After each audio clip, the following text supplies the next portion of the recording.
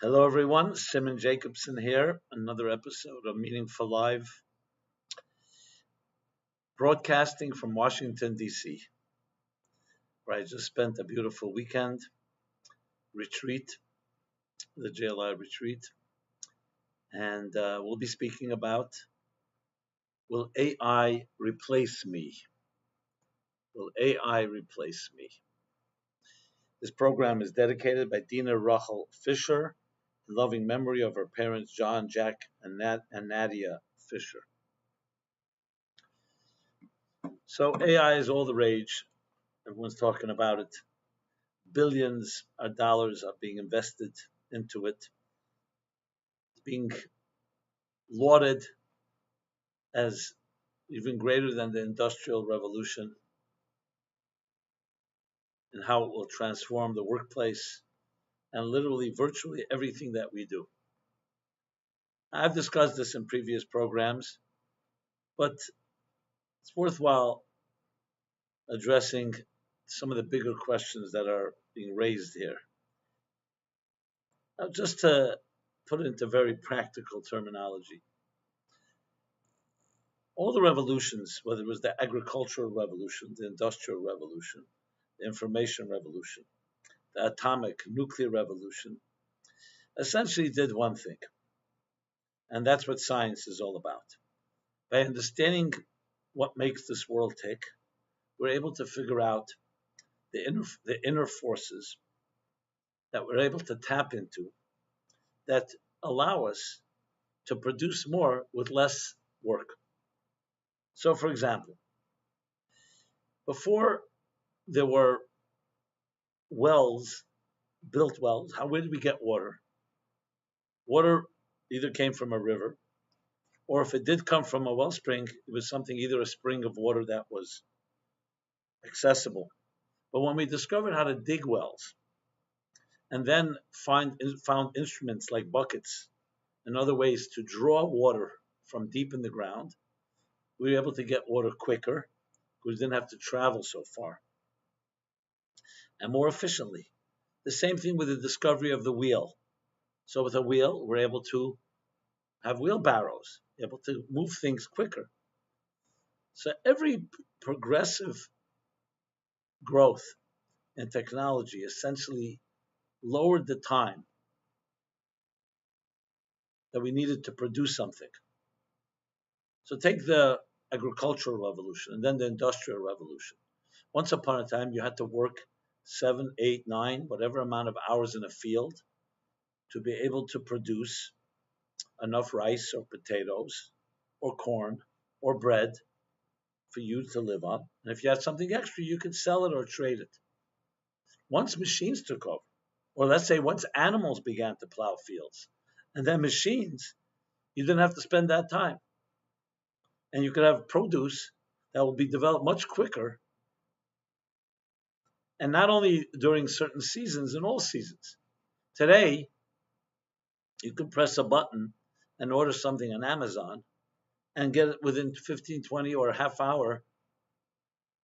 Well, once upon a time, it would have taken weeks or months or days till it got delivered to you, till it was shipped from wherever it may be. So what technology is doing is shrinking the time and space, the usual time and space necessary. If you wanted to get from, let's say, New York to Australia 500 years ago, there were no planes. The only way would be by boat. How long would it take? And the dangers involved. How many people went on such a trip? A plane, now it's 14 hours, 16 hours, whatever the amount it is. That's what technology does. You wanted to communicate with someone. You had to either send them a letter, which also went through stages. How does the letter get delivered? Is it getting delivered by animals? Is it getting delivered by automobiles or by planes? Today, you don't need to even do that. All you got to do is send an email or a text or a social media text. So what you see here is they all have one thing in common.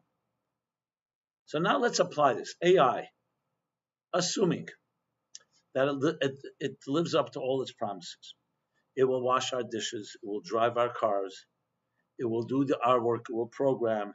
it will design, it'll give us a lot more free time because we will be getting the same results or even better results in much quicker ways. So, of course, the big question is then what happens to us? What makes us unique? You could have asked the same question. Once animals plow a field and not a human, or once a machine does it and you don't need a human, so what is our role? So you could say your role is to make the money on it. But the truth is that this is going to pose a tremendous existential question for all of us. What is a human being? If we're just machines, these machines will be faster and better than we are. It will retain more, it will be trained better, and achieve everything we can achieve in a much faster way. So it's really what's going on here is, I believe, a revolution of the soul. Discovering what is your soul like. What is your soul like? And who are you in that sense? So if it's really used properly, what's going to happen is it's going to open up a question of what is the true human being? Are you just a person who plows fields? Are you a person who delivers mail? Are you someone that is a materialistic functionary utilitarian machine? Or do you have something more transcendent about you? Now, the truth is, even the transcendent part, the spiritual part, will also be able to be trained to an AI agent. You'll also be able to train.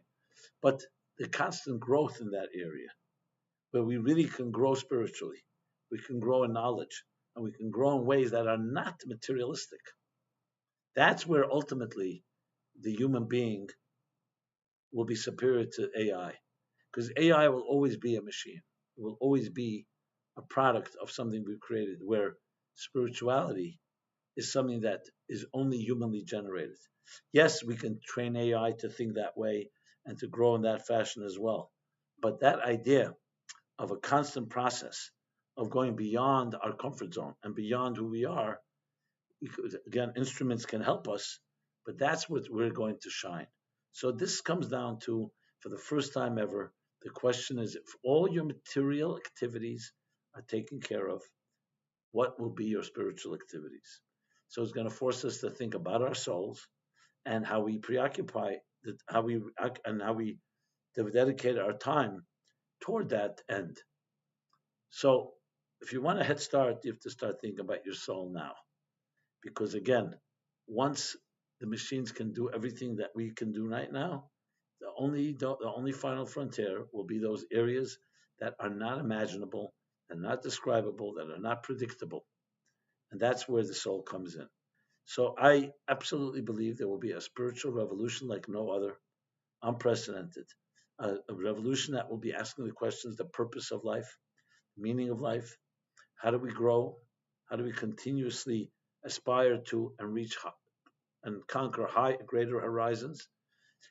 These are the questions of the future, and these are questions that are already being asked, but especially of the future, because when we are going to be relieved from the menial labor, that's what we are going to be called upon to accomplish.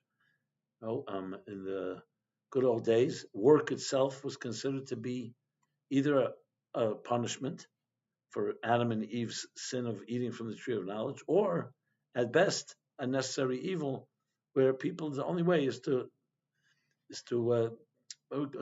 toil and b'zeis hapecha teichel lechem is the expression. By the sweat of your brow shall you eat bread.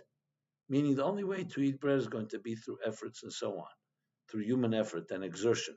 But once that is taken care of, then what's left is that we are no longer just materialistic human beings. We are spiritual human beings, constantly striving, constantly looking to go beyond what we've gone. And AI can help us, but AI can only go that far. And that's where the soul will come alive. So I think about it right now, even the discussion of this purpose. If you asked AI this question, it probably come up with an answer similar to what I just said, especially if it's been trained with these ideas. But the actual growth, the actual implementation is only going to be possible if we embrace that soul. And therefore, there's going to be big questions coming up. You know, when you're busy with distractions, you don't have to ask these questions. But when those distractions are taken care of, then you're left with, what do you stand for? What's your purpose? What's your objective in life? What's your mission in life? I believe the Meaningful Life Center, the work we do, is going to rise in prominence even more than now, because it's going to have to address that very question. So I'm not waiting around. We're using AI, and we're using AI to actually do exactly that. That it should not just be a machine that does things quicker and faster, and therefore can make and while also making us a lot of money, but it helps us free us up. It's like having an assistant that takes care of lower level things and frees us up to be the people we can actually be. What does it mean to be divine? What does it mean to be transcendent? What does it mean to go beyond the norms, beyond the structures of existence? And that to me is extremely exciting. And it's also a place where when we enter there, less materialistic, less jealousy, less greed, less competition, unhealthy, and less corruption, and that's where we're headed. So I believe it's a really exciting future. We have two choices, obviously, to either become part of the, let's call it the problem, the selfish people busy using it all for their own wealth and for their own selfish interests, or we actually use it for what it was created, which is ultimately filling the world with divine knowledge as the waters cover the sea. So I hope this was helpful. AI at the end of the day will replace you. If you think you are a machine, that machine will be better than you are. It's like if you thought you were a dishwasher, you wash dishes, the machines called dishwashers will do a better job. If you thought you were a baker, the machines will be better bakers. It's going to come down to those sublime, non tangible elements that we contribute that are actually indispensable to people in life, that is going to determine the future of how we proceed. So, my friends, I feel this is the Wild West, but we're blessed to not have the opportunity to do something about it. And it comes down to starting from the simple goal, where you hear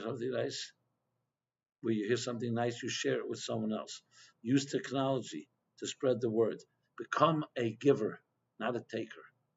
AI can also be trained to do that, but it's going to be driven by us as being fundamentally givers of light, ambassadors of the infinite, carriers of the divine and of the immortal. This has been Simon Jacobson. If this message was meaningful to you, please share it with others. You can share it online, you can share it in person, any way you see fit. And may we all be blessed to continue to share such messages until the whole world senses that we're all part of one larger cosmic composition, one large divine symphony. And when we do that, that becomes the primary force. Our bodies and our material lives are simply vehicles that really don't have any inherent value. Their value is only in the eyes of the beholder, as people know. When you really look at it, it comes down to what is the spirit and the soul. So again, Simon Jacobson here. Please share with others. Please subscribe to our offerings. Subscribe to our YouTube channel. And we now have SimonJacobson.ai. You go to our website, meaningfullife.com. You'll see our AI tool platform where you could ask anything. And now it's generated by you, not by us. The content will come from us, organized content, but you can generate whatever it is that's on your mind. Be creative. The better the question, the better the answer. Thank God, thank you, and thank God, and let's all be blessed and be well. Bye-bye.